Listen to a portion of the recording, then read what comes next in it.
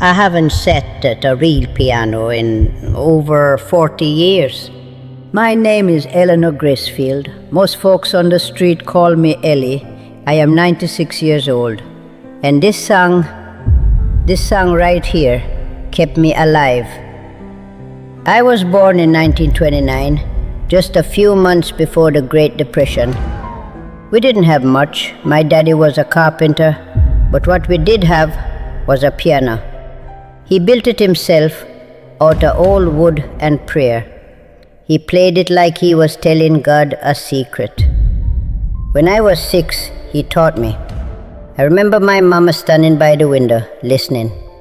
I thought life would always sound that beautiful. But when I turned 14, our home caught fire. I remember the heat, the screaming.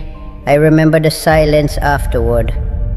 I was the only one left, just me and ashes. I had no brothers, no sisters, no aunts or uncles. I spent years in foster homes. When I got too old, I just disappeared. I wandered city to city, church to church, alley to alley. Sometimes I'd find an old broken piano in a shelter. I'd close my eyes and go home again for just a minute. There were nights I thought I wouldn't make it. Cold nights on the train tracks, nights when I hadn't eaten in days, but I'd hum the songs my daddy used to play. That melody became my bread. That rhythm was my heartbeat. I played for strangers, for ghosts, for God. I played with fingers that bled and a stomach that growled. But still I played, because if I stopped, I was scared I'd stop breathing too.